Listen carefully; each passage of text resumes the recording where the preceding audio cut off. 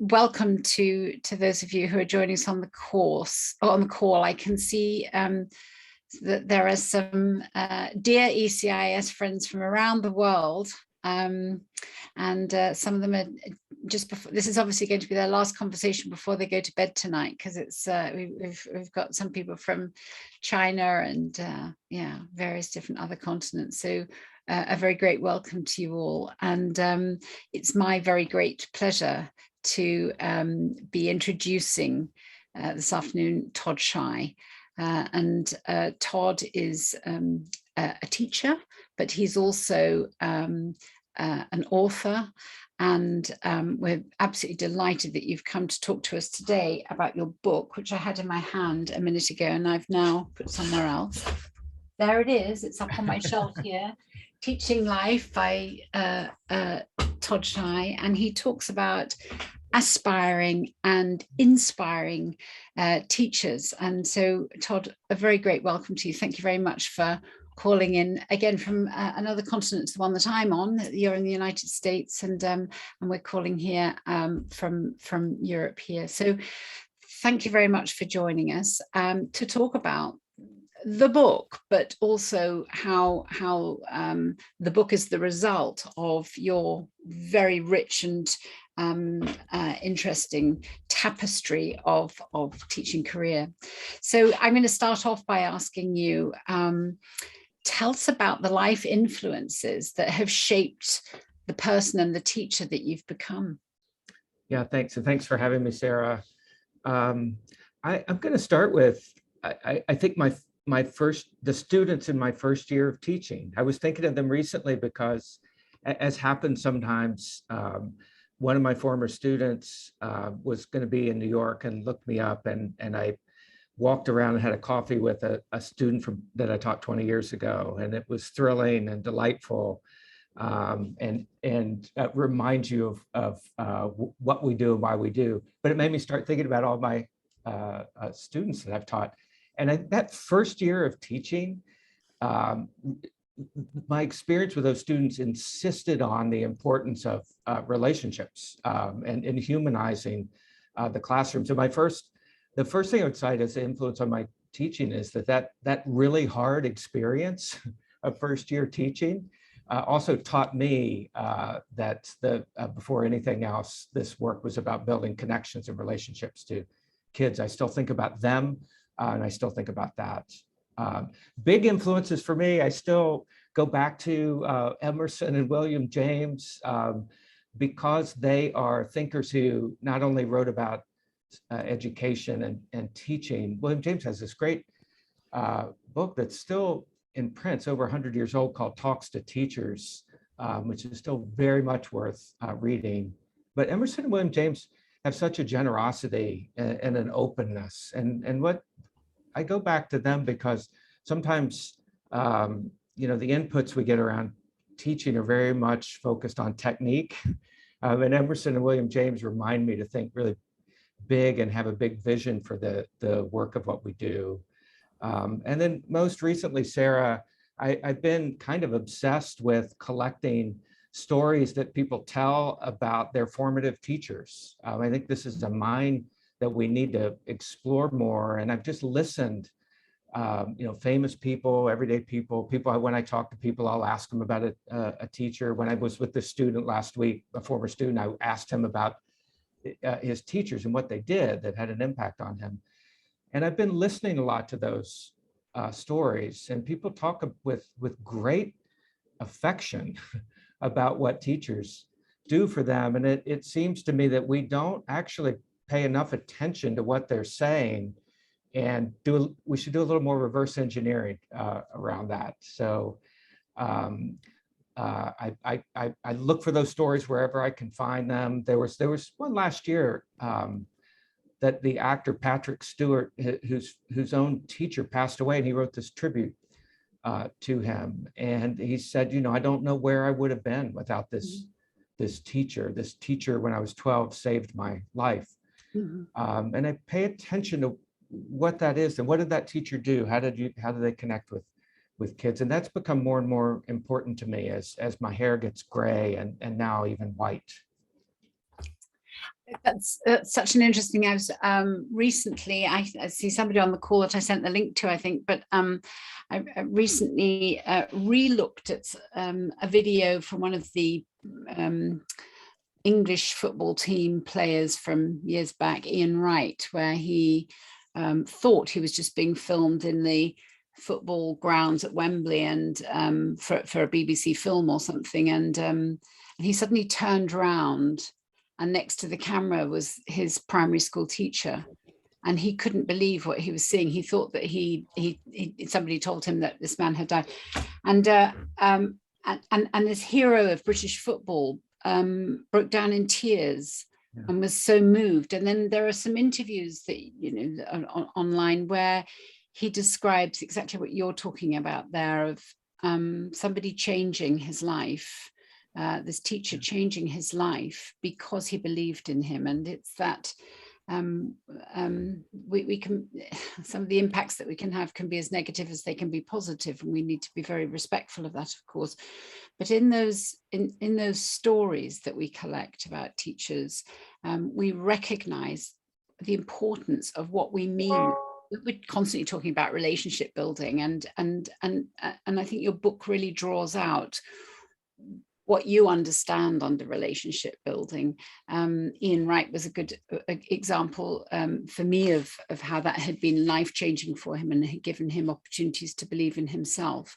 And your two daughters, I mean, you start off your book by really writing to your two daughters in the consideration of the story that's unfolding for them as becoming educators, and your reflection on where you've come from as an educator.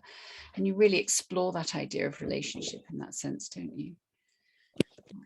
That's right. And bringing your whole, I mean, we do bring our whole selves and our whole stories into our classrooms, but the work that we're doing is, I mean, I think the privilege of teaching is that we are around coming of age all the time. This is the most formative, memorable stretch of life. I think every single stage of life is really, really interesting, but nothing is as formative as the sort of childhood and into adolescence, becoming yourself, becoming an adult, and we're around that, and we witness that, and it's a high privilege.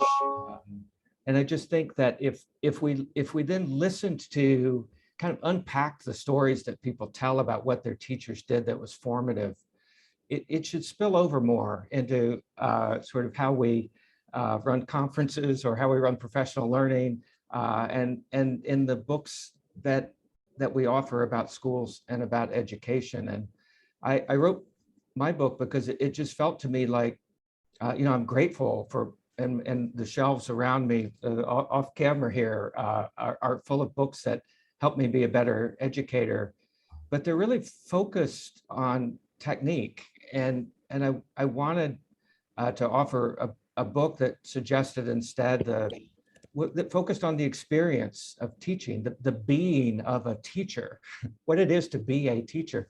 And it seems to me we could use some balance of books that are helping us think about the craft and the technique with books that are accounting for the life of teaching and the life of the way that teachers have real impact on kids, and listen to those stories of that impact.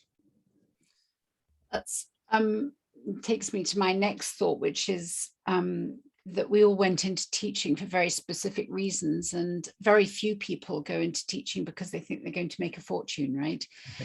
We go into teaching because there's usually an idealistic kind of element behind it, and it does have to do with that passion for working with young people who have their lives ahead of them and doing everything for the first time. We've just come through a couple of years. People keep talking about, we went through the pandemic, and I'm probably more skeptical than others. I'm not quite sure whether we're in the middle of it still, but anyway, we've had 2 years behind us, of 2.5 perhaps now, where we have been living with this extraordinary situation for our lifetime, and it's been a period of challenge, and it's for our students, for our families, and of course for everybody teaching in schools, as well as the support team and office people in schools. schools have had a challenging time, and it just specific to teachers, because this is what your book's about. It's a time when many teachers are now in a stage of the profession feeling tender and tired and fragile. We hear stories of the numbers of teachers leaving the profession being very high in many countries. And in your book, you talk about the inspiration that you gain from writers, being an English specialist yourself, but from writers like Tolstoy and Dostoevsky, whose work you describe as being fortifying and energizing and elevating. So my question to you is, what are ways in which you think that we as teachers can be fortified and elevated and energized? Yeah, well, I agree. We need it desperately, Sarah. I think I both feel and see all the exhaustion of the last couple of years as we wind down our school year this spring. You know, even prior to the pandemic, at least in the States, and I'm sure we're not alone, but even prior to the pandemic, attrition rates for young teachers was really, really high. Mm-hmm. And I read recently a survey done by the National Education Association that a recent survey that said 55% of teachers, so more than half, are considering leaving the profession earlier than they had planned. Mm-hmm. And so what was already really hard and undervalued work has gotten harder during the pandemic, and even more kind of controversial because schools have become arenas of culture conflicts too inside the pandemic. And I'm jealous for both the profession itself and also the experience of teachers. Frank McCourt, who wrote that great best-selling memoir, Angela's Ashes, was a teacher for a long, long time in New York City, where I am. And he referred to teaching as the downstairs maid of professions.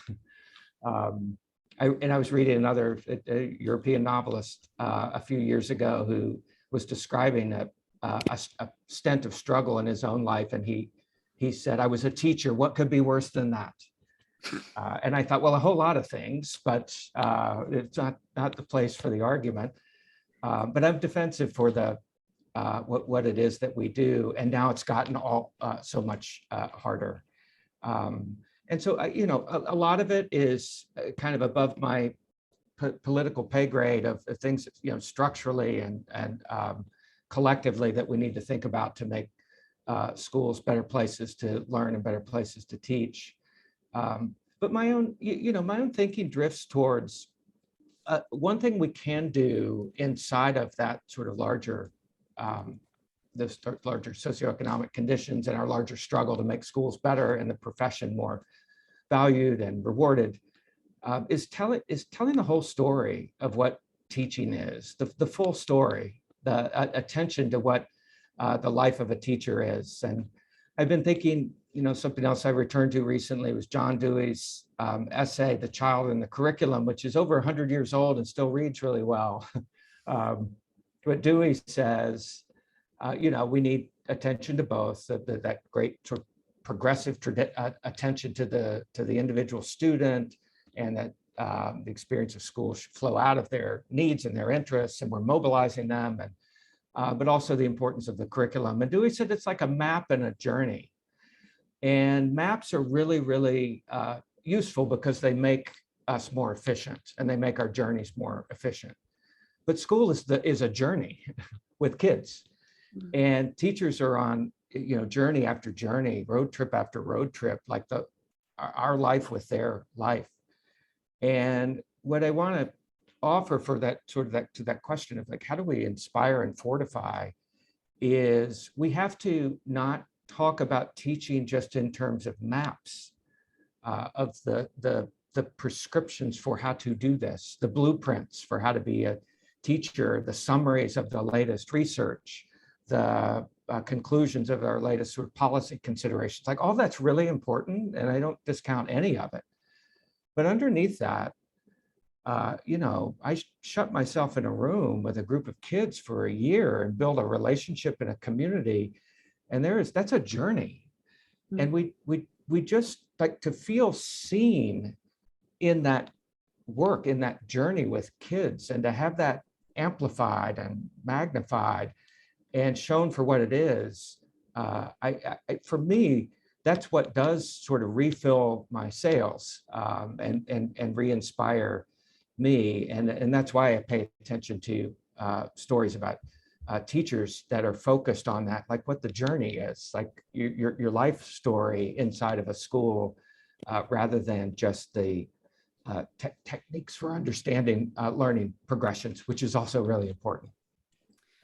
I love the the imagery there, the Dewey imagery of the map and the journey. One of them is paving the way and showing the orientation, but the other is the development of those relationship stories with one another.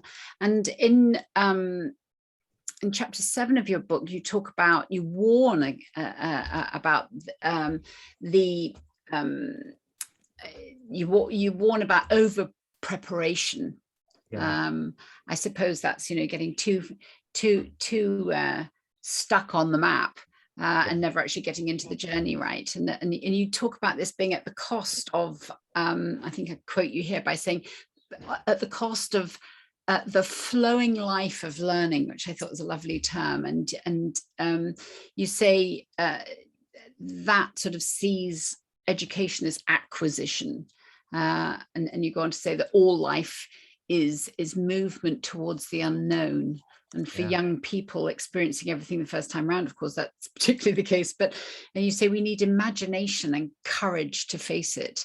Schools should major in these virtues and cultivate the nimbleness that lets you enter uncertainty with confidence and grace and skill. And so going into that journey with your students, knowing that this is the first time very often for them to be acquiring new experiences and having the grace to be able to walk that journey with them.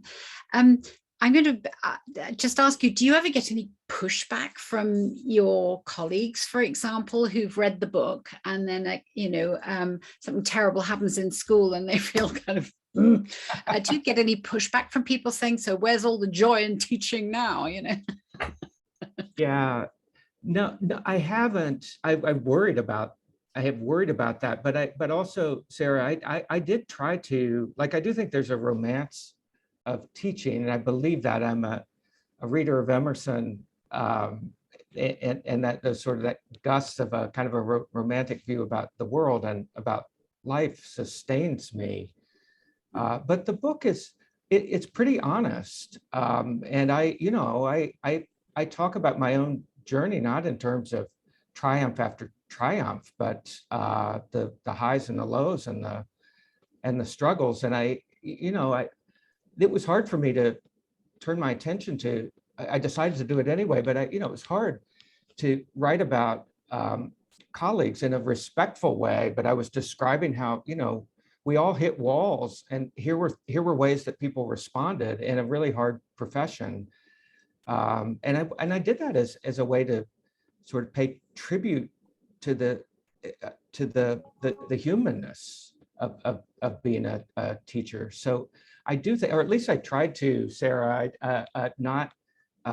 This is not a cheerleading book. It is a celebration of teaching, but it's a celebration in its full humanness, I think, and not.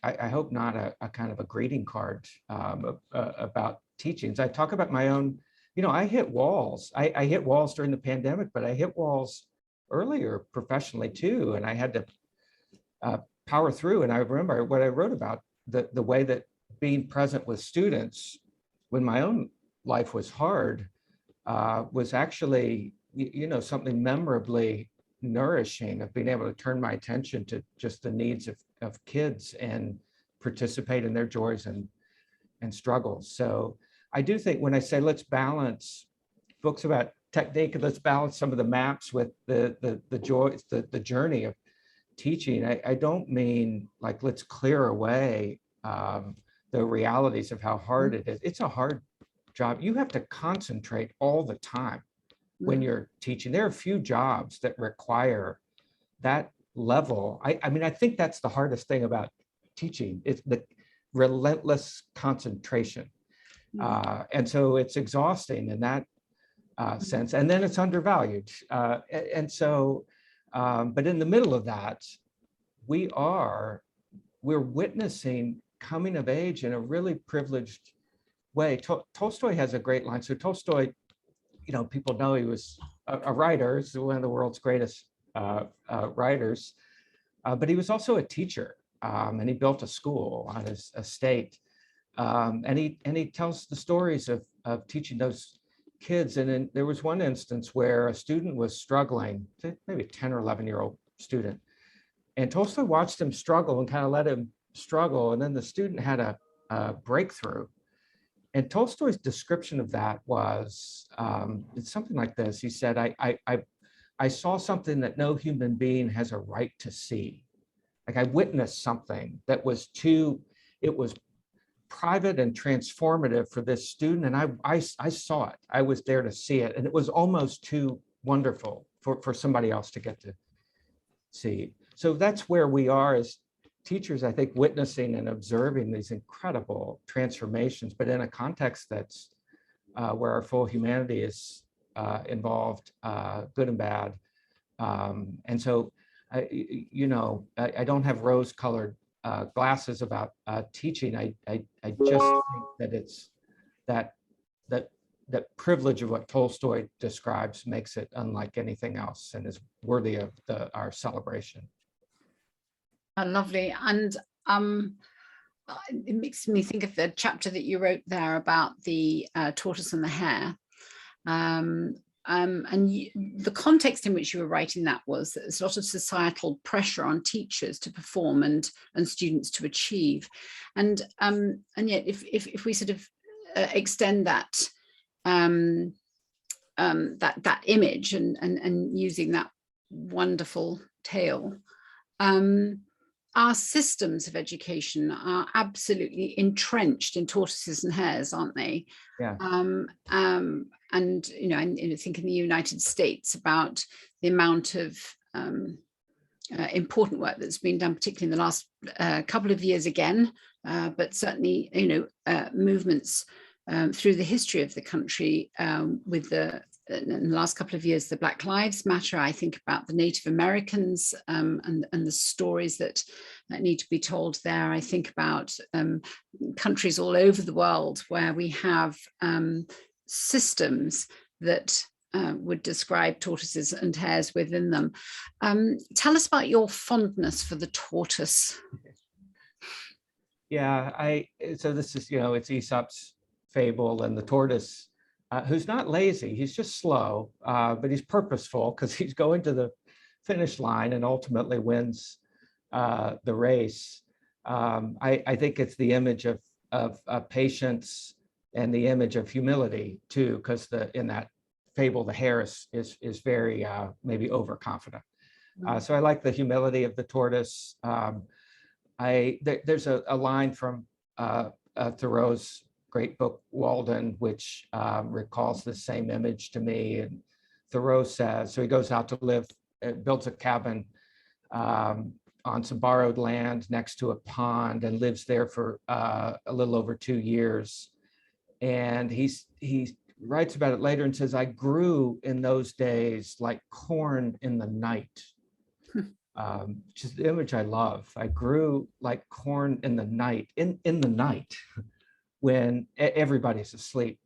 And so you nourish the corn, and you hoe and you plant and you tend to it, but there it is growing in the night, when nobody's tending to it and paying attention to it. And so there's a rhythm there of nurturing and nourishing, but then growth, on its own nature's terms. And kids are doing that too.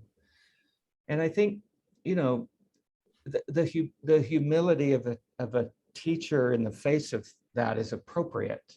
That nature and biography, right? Like the whole, like the biology and biography of every student that is driving their growth and their development. And you come in and you're participating and you're really important and you're a catalyst and you're a pointer and you're a supporter and you're all these things, but that's what you are. And then this other growth is happening kind of, wonderfully and in some ways mysteriously.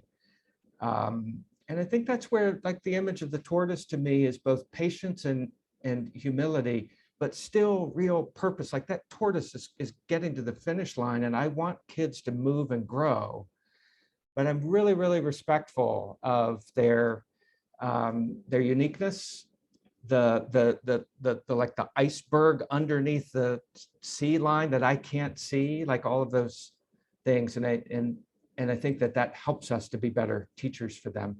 One of my favorite teacher stories that's from a famous person is from one of my colleagues. I went down to lunch one day and just plopped down, set my food down next to a colleague and said, "What's going on?" And he said, "Oh, not much. So I just got an email from a former student who's teaching in Mongolia with the Peace Corps." And I said, "Oh, yeah?"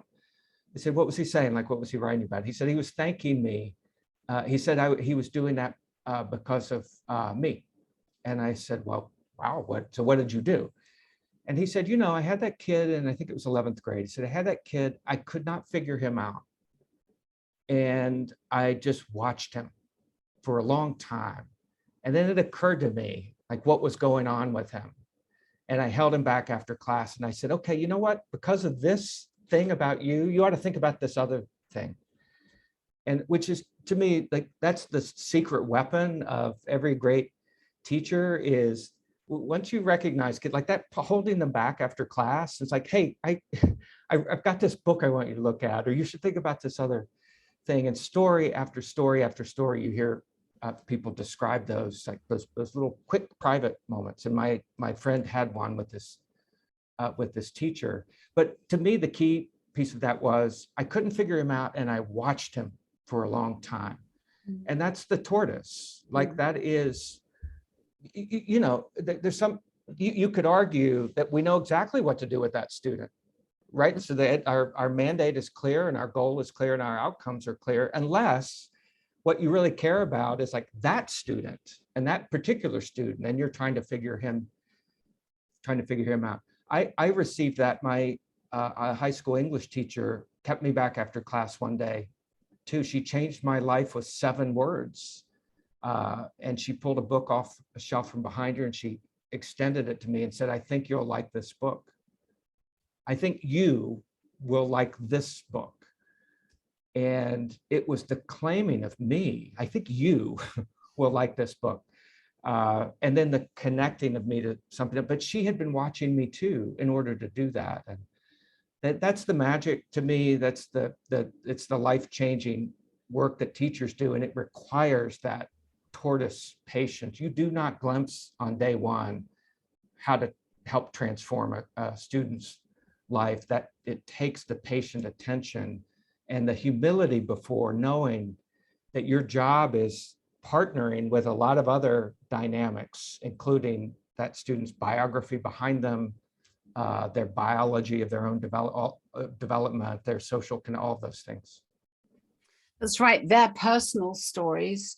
And then again, the systems that we create. I remember reading Charles Handy, who was, I think, a consultant for businesses. And one of the things that he talked about was that the goals that we set are so arbitrary sometimes. And he gave the analogy of a horse race, and that 50 horses set off on this race. And at the end of the race, it only matters whether you were number 1, 2, or 3. The other 47 needn't have bothered running. It was an absolutely pointless exercise for the others. They all just got exhausted, because all that you're setting out to do there is the motivation to be the top 3.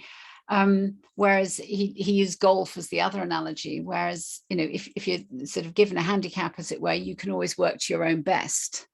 And I was interested in that in terms of the systems that we provide. But you've been talking here about noticing and watching, and I think the word that you used earlier on, right at the beginning, when we were talking about openness and generosity, and those are really very, very important parts of that sort of humility that you were describing as well in our very, very privileged positions as teachers. I'm going to jump on now to later in the book, in chapter 22, I think it is, that you talk about parents and the importance of relationship building and trust amongst the various different parts of the school community.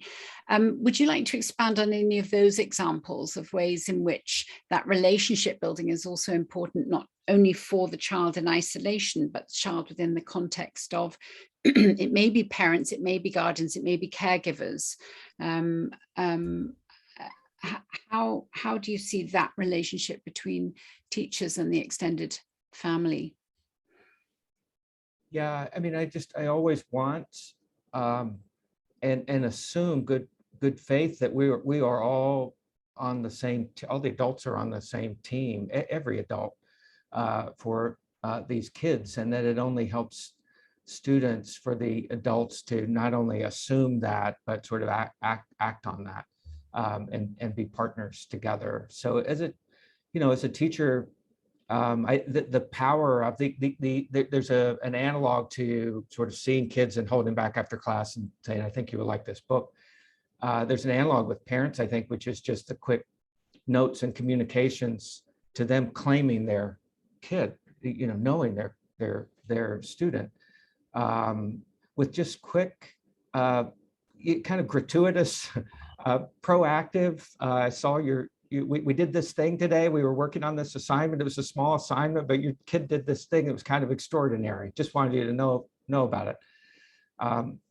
And building partnerships with them by it's claiming kids. It's the noticing and claiming, and then and then I'm going to do this thing. And then I'm going to help extend them this way. And parents knowing that so that they are partners with us, I think, is really, really healthy for students.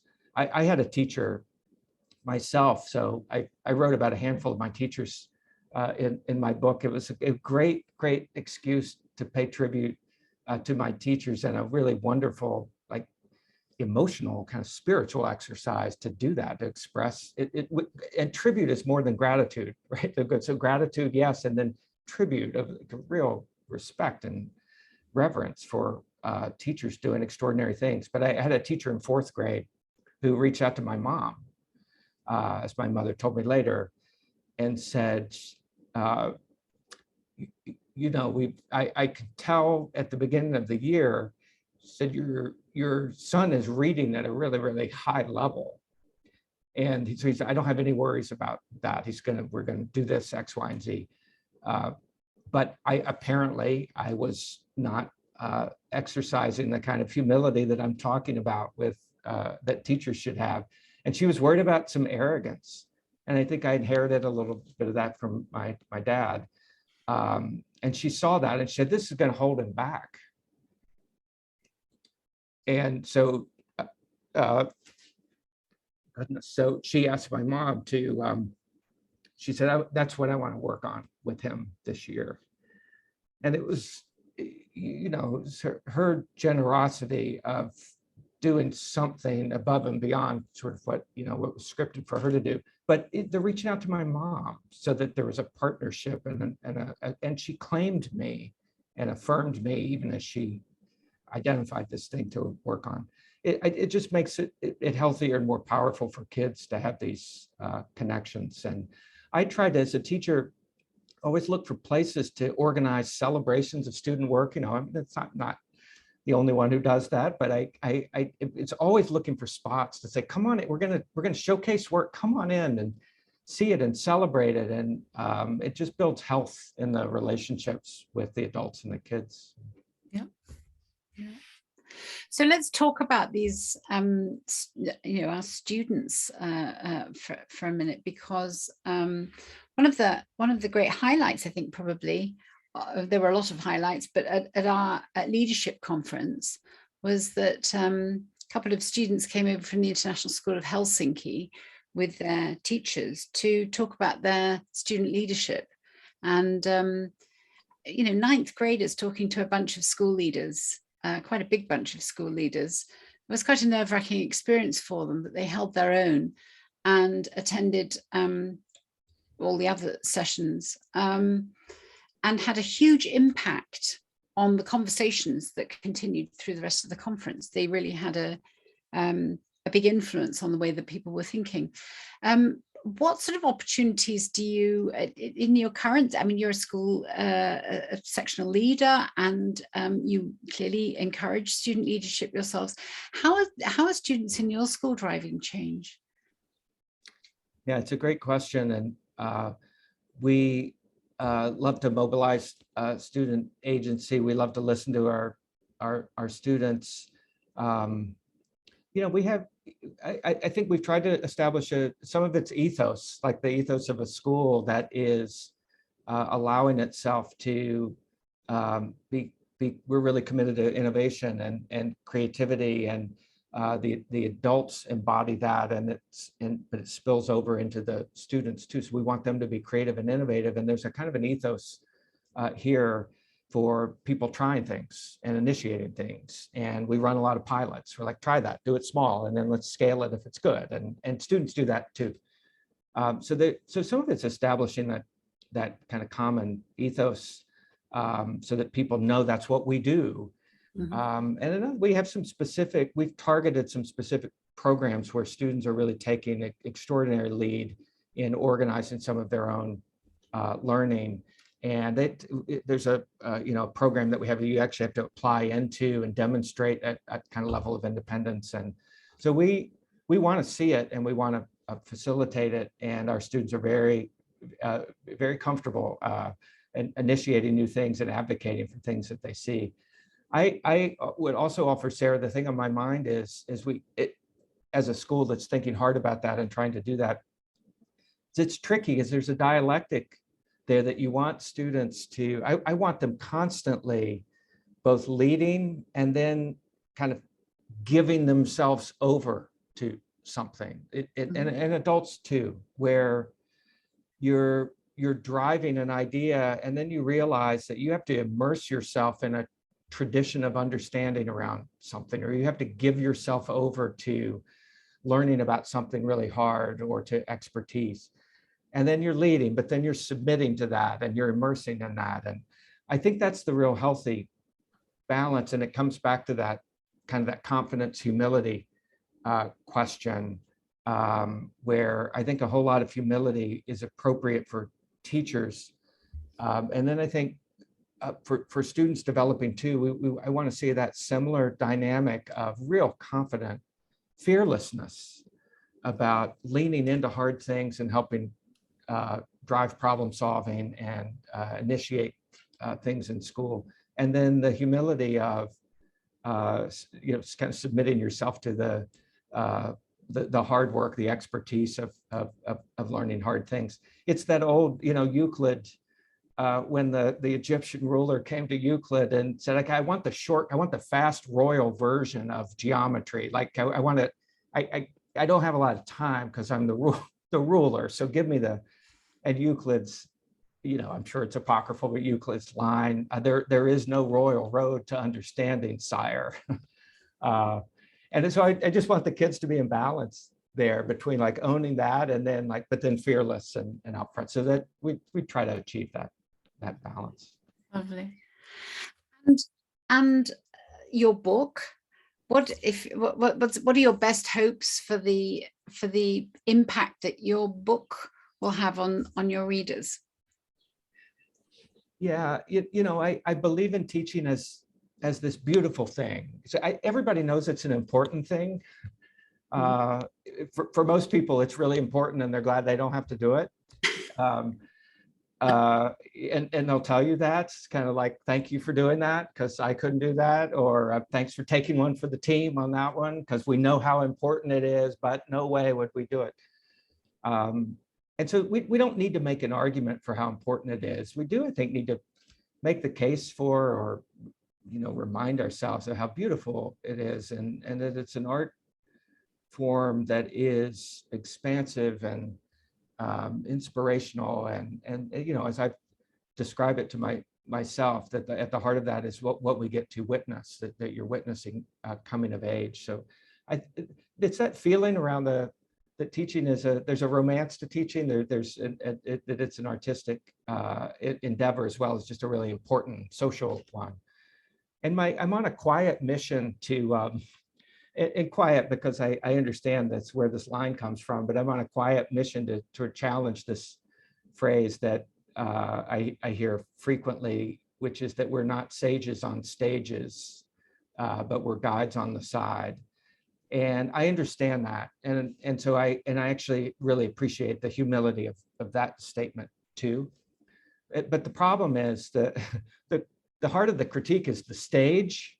And we really, really need sages. We really need sages. A sage is a wise person. A sage is somebody has joined knowledge to experience and become really, really wise and exercises judgment and imagination and all that. We need that desperately in schools. And so my quiet mission is, let's not undersell what it is to be a teacher. Yes, let's rearrange that whole stage idea. That's a good adjustment. But let's not pretend that teaching doesn't require, the very best teachers requires an extraordinary skill set to do the job well. And it's an extraordinary and beautiful achievement to see somebody who's doing it at that high level. And we shouldn't hold back from calling them sages and all kinds of other wonderful elevated things, because they're just humble, but they're humble in that. That's the key piece, not the absence of this big toolkit and this big wisdom, big figures, but humble with kids, and you're attending to kids and not celebrating yourself. But so that's the key part. But we've got to, if we're going to attract really great, imaginative, big-minded, big-hearted people to the profession, we want to describe it in a way that honors that, because it is that too. And I guess that comes around to, our kind of original conversation point about inspiration in a hard time. And I think not giving short shrift to what it is to be a great teacher. There's one of my favorite teacher stories comes from Jerome Bruner, who's a psychologist. And he's writing about a childhood teacher named Miss Orcutt. And he goes on, he describes her, and what he's responding to, he's like, the way she wondered at the physical world, and she was a science teacher, did something, connected to something in me and pulled me towards that wonder. But then his summary at the end was, Miss Orcutt was a human event, not a transmitter of knowledge, right? A human event, not a transmitter of knowledge. And the great teachers are that. And I hope, I tried in my little book to embody that, appreciation for that, celebration of that, and recognition of that teachers are human events for kids. And it's wonderful, it's magical, it's really, really hard to do, but it's life-changing. It is, and I